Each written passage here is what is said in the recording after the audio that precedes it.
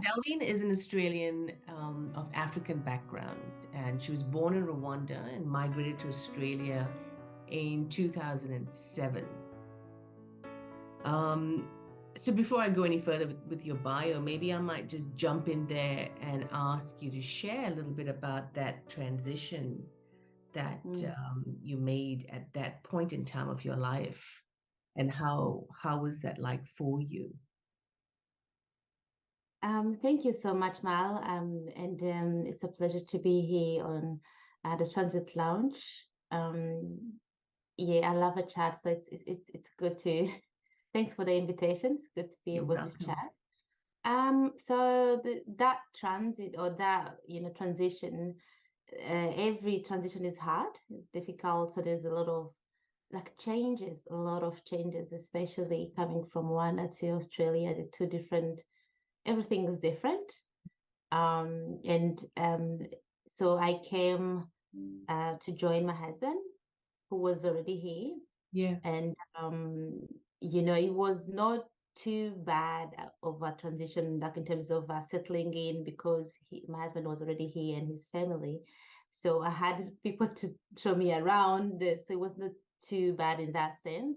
But it was difficult in terms of adjusting, new changes, new routine, new absolutely everything. So it was a challenge, but I was ready for the challenge. Fantastic. And I took it on. Yeah. Excellent. Well, then you sort of, I guess, went into a sector that's, in my eyes, is quite a tough sector. So you've, in your bio, you've talked about the fact that you work in different positions within the social welfare sector, where you are working with refugees and asylum seekers, and you're currently a child protection coordinator, caseworker. Yeah. And in my experience working in that particular sector, I guess my experience takes me to a different angle. I worked with the domestic violence and family violence area, which can be very draining and very, very, very hard on a person mentally. Yes. So with your lived experience that you carry with you, that would have obviously influenced or had any kind of impact on the decision that you've made to go down this path, could you perhaps share with us what your coping mechanisms are that you use while working in child protection? Sure. I guess before I go to my coping mechanism, I just give a quick brief background in terms of my personal experiences. Yeah. So as a child, like being born in Rwanda, and people may probably know about, there was a war and genocide in 1994. So I was young, and part of my life journey, I found myself as a refugee in the neighboring Congo. So as young, I was myself and my family lived in a refugee camp, and the journey is obviously long, but how I can link it with my experiences, and what you ask, the coping mechanism. So growing up and experiencing that, being a refugee and experiencing times of hopelessness and really sad times as a child, I think I carried that, and I wanted to make a difference. I grew up wanting to make a difference, wanting to help people who are in need, and also wanting to stop any war difficulties or whatever. So when you feel like you can change the world. So that's how I grew up, and it drew me to really working in sectors where I can help people. Use my strength, use my opportunities. That's how I went into social work field, and that's how I, worked with asylum seekers and refugees, because I felt like I related to what they were going through, and to those difficulties, I felt like I really understood. I was understanding what they're going through, and sort of kind of brought me to the child protection as well. So I love working with children, and I love to make a difference. And the children and their families, the young families, say the most vulnerable of our society.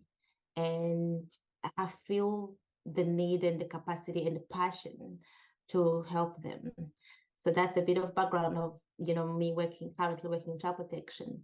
A coping mechanism, I go in with an attitude that, look, you cannot change every single person's lives, but you can make a difference. You can do your best.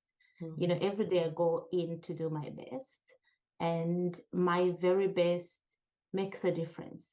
And that's what, helps me to cope and to say, look, to understand, look, I need to do this and I can do this. And coping mechanisms, it's a combination of things. It's a combination of self-care. It's a combination of systems that are built in the work that we do, because we have like supervision systems and support each other systems that help us, because everyone knows that that's a tough field, like emotionally speaking.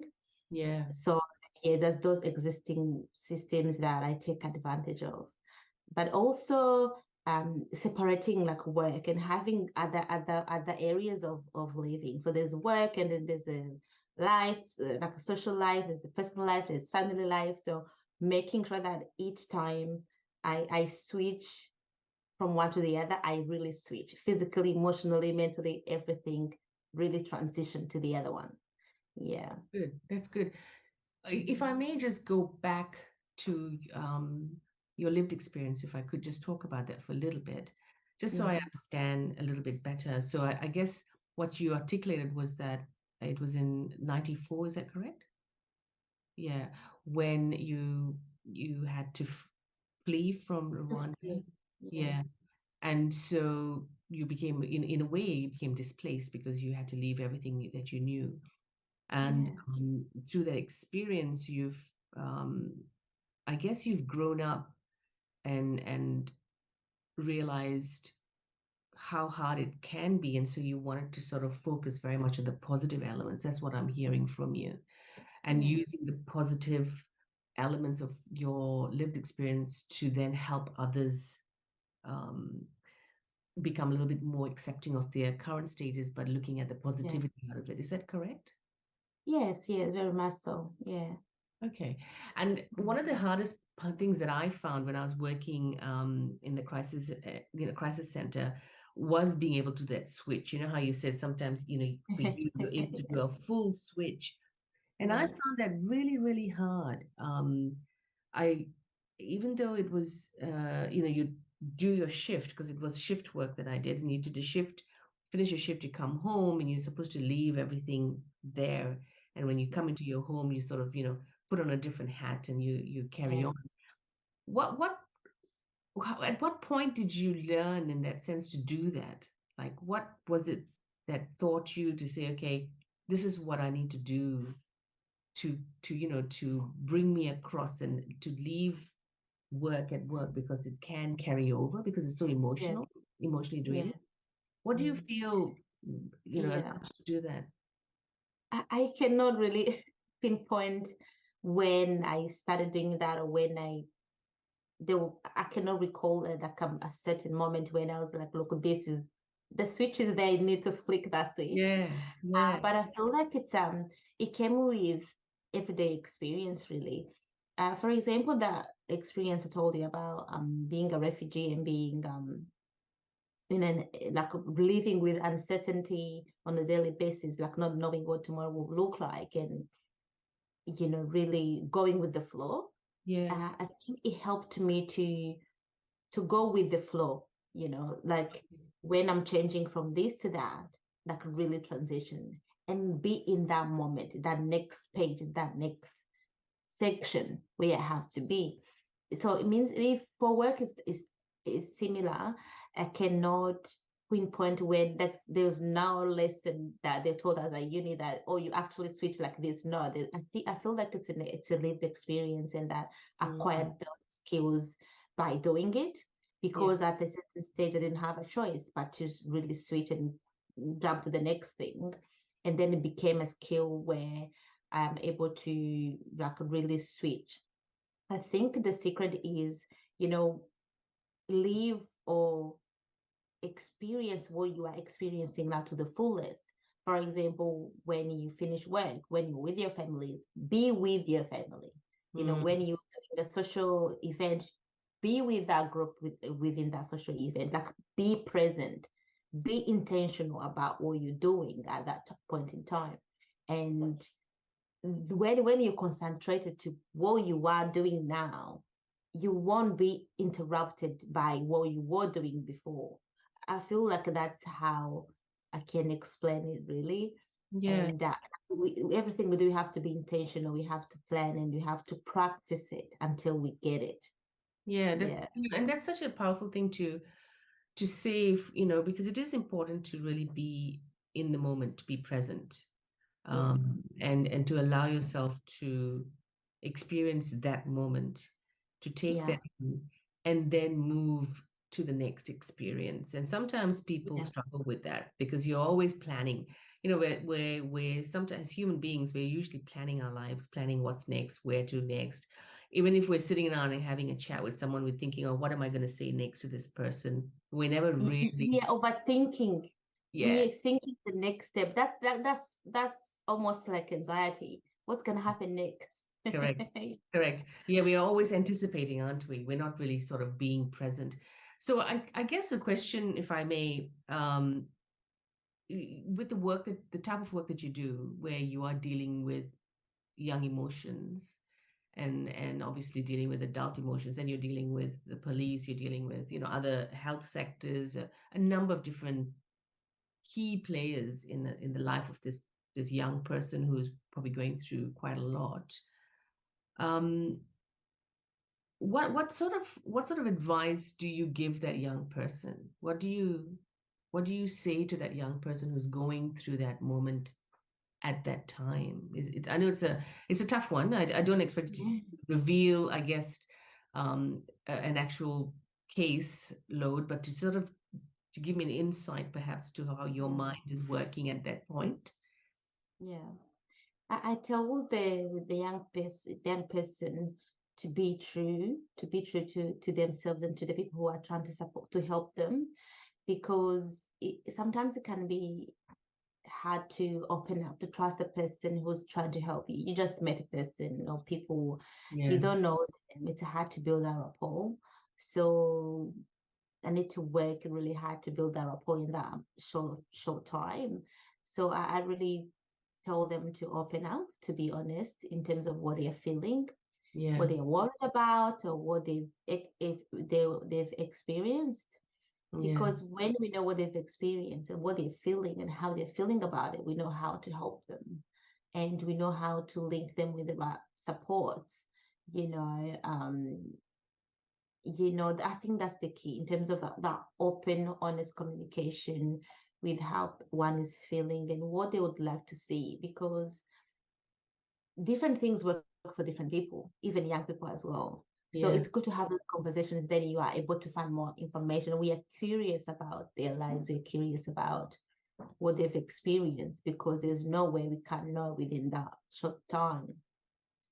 And from there, every case is different, obviously, but we then try to support, to provide the support that's available. But yeah, just starting with that, by those conversations, and Yeah.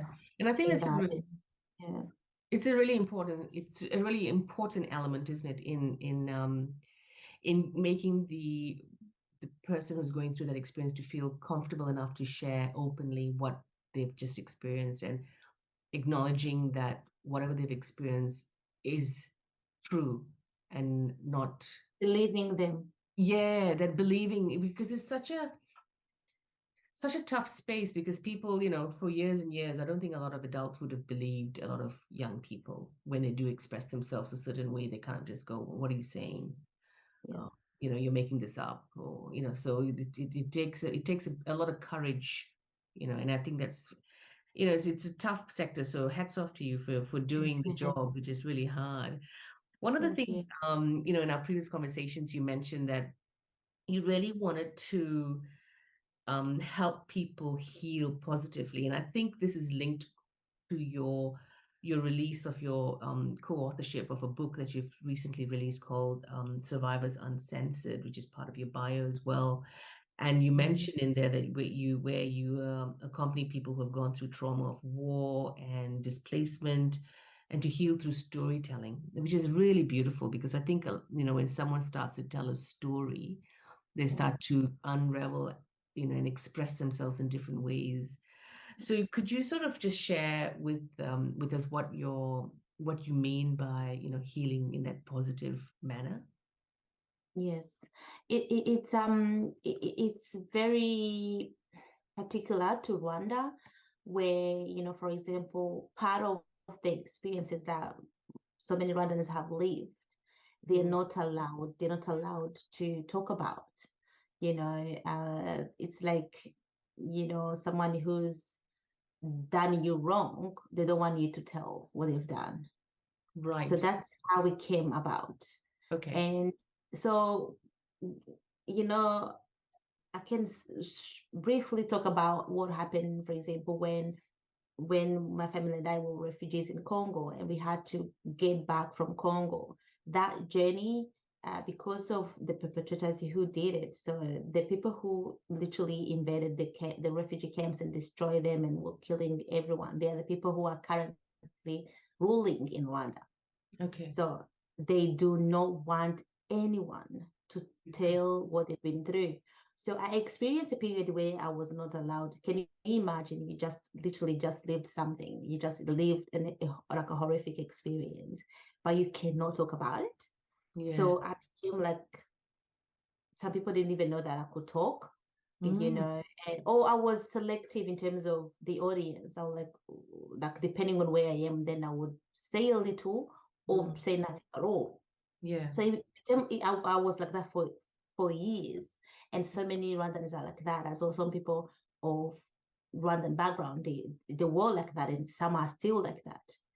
And the fact that, those perpetrators are trying to cover themselves and they don't want people to talk, that's how we came up with the book Survivors Uncensored, because we are survivors and we don't want to be censored in terms of, for example, they'll tell you, say this, but don't say that. Say it that way, but not that way. They kind of really be prescriptive in terms of what you can or cannot say.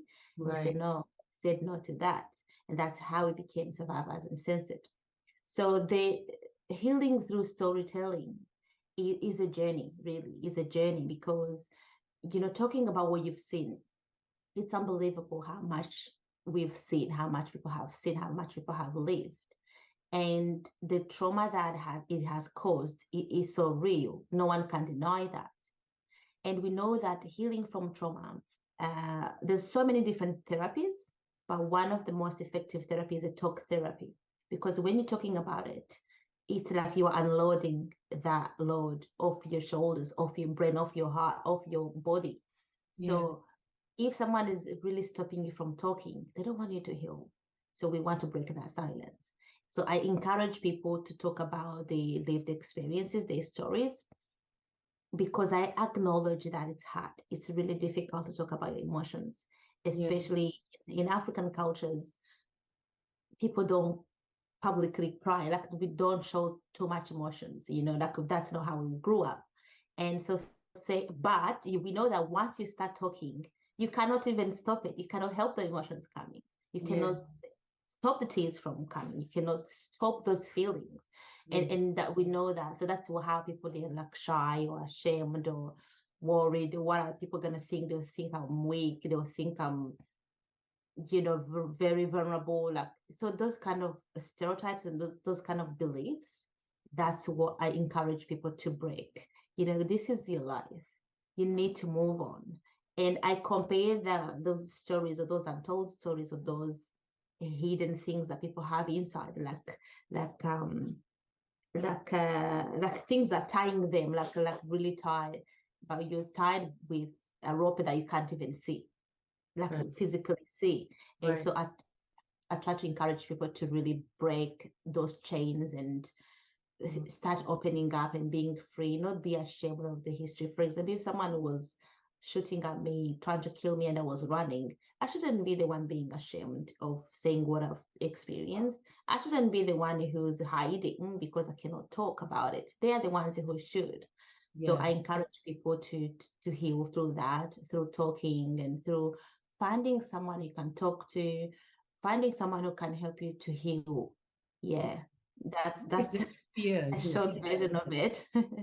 No, I think, Yeah, and I think you're right, because a lot of people are, I think we sometimes go through our life experiences, and, different cultural individuals coming from different cultures experience different ways of expressing themselves. And you're right, yeah, from where I come from, I guess I'm Sri Lankan by race, Malaysian born, but you still carry a lot of those cultural norms with you, even though I've lived in Australia for over 30 years now. But it's still so innate in my brain about how what my parents would say, or what family would think, or what people, general community would think if I was to express myself a certain way. yes, And yes, especially also if you're a woman, a young girl in this community, and how you should behave and what you should do and things like that. So those barriers, there's layers and layers of barriers where you literally have to, yes, move and move and keep pushing forward. actually, Yeah, yeah, which can be very, very tough. And if you're not, yeah, if you haven't got the right coping skills, or the right beliefs, you struggle with it. And I think fear in relation to your experience and the experience of the other authors of the book, I'm sure elements of it is fear as well. Like, what will happen if I was to express myself a certain way, even though I'm safe in a different country and I'm experiencing a different life, there's still this yeah. fear, isn't there? Yeah, there's fear, a lot of fear. And as I said, the regime or the perpetrators who really did a lot of crimes, and they've been doing everything they can not to be persecuted, not to face justice. Yeah. And they're willing to even kill people, even to pursue you wherever you would be. They're Mm. willing to do that. So that carries a lot of fear. Because, for example, you see that people who have been persecuted, people who have been killed, who have disappeared, who have been jailed, Mm. wrongfully detained because they've said the truth, because they've said the story they believed.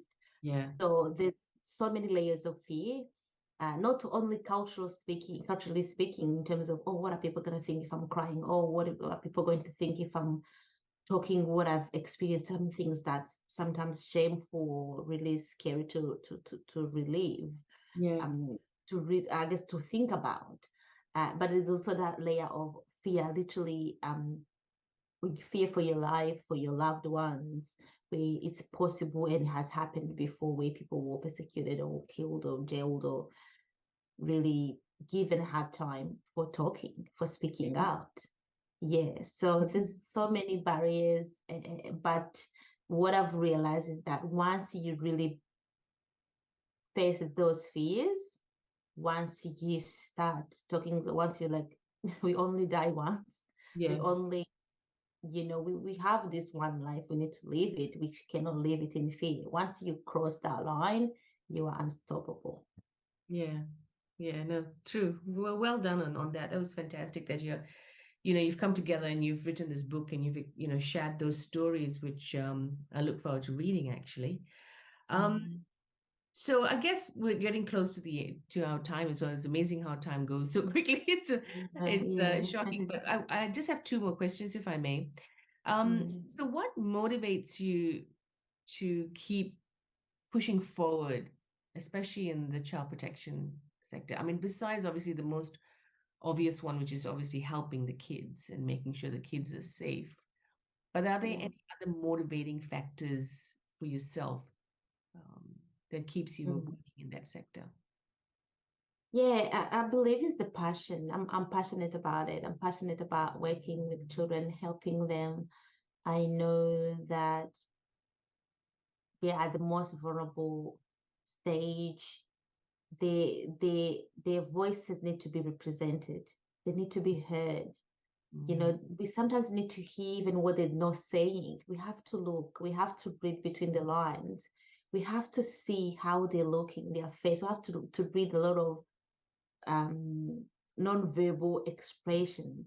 We have to sort of um, read or sort of understand where they've been through and try to understand what they may have experienced. Obviously, we have to ask to make sure that this is what we are thinking, and that from experience and from research. This is how they've lived it. But I feel like the little voices that need to be represented. Yeah. And I'm so passionate about it. It just comes naturally, and I'm able to do that. So that helps me to go through it. And also, there's something that sometimes people don't understand. Sometimes they feel, I don't know, in Queensland, how child protection is seen, but in New South Wales, sometimes when you tell people that you work for child protection, they're like, oh, why? Or how? Or they're like, they change. They're like, oh, you're the people who take kids away from their families. I'm like, look, that's not how it works. Actually, we try to help the families to stay together with their kids. But sometimes people are going through tough times where they are unable, for one reason or another, they're unable to look after or to protect their children, to be able to really care for those little ones who only rely on the adults. So I've come to understand that when adults or when carers or people are going through tough time, they need that support, they need that help to get through and to protect their children, their loved ones. So I've gotten to understand that, we all need help at some stage. And my passion and my experience, my trainings that I'm able to help those children and their families is the best. It's so rewarding that some people don't understand. When you see that little one who comes from zero, and then you help them to go to 1 and 2, that is so beautiful to watch. Yeah. Well, that's good. That rewarding and that satisfaction of, actually helping another human being is I think drives a lot of us in the sectors that we work in. So just to end our chat today, I want to get in your words what you thought happiness meant to you. We end our conversation with Delphine at that point as part of part 1, and we look forward to hearing what happiness actually means to her in part 2. We want to thank her for her 27 minutes of contribution to the Transit Lounge. It was really interesting to learn about Delphine's life unfold, from leaving Rwanda, fleeing Rwanda as a refugee, experiencing some fairly traumatic things in her life as a young person, and then bringing all of that life experience to where she is now today in Australia, working in child protection and really supporting those young individuals who are going through some fairly traumatic experiences themselves. We look forward to learning more about her world and where she's heading to next. And we want to thank all the listeners out there and look forward to giving you more extraordinary stories over the next couple of months. Thank you very much for listening.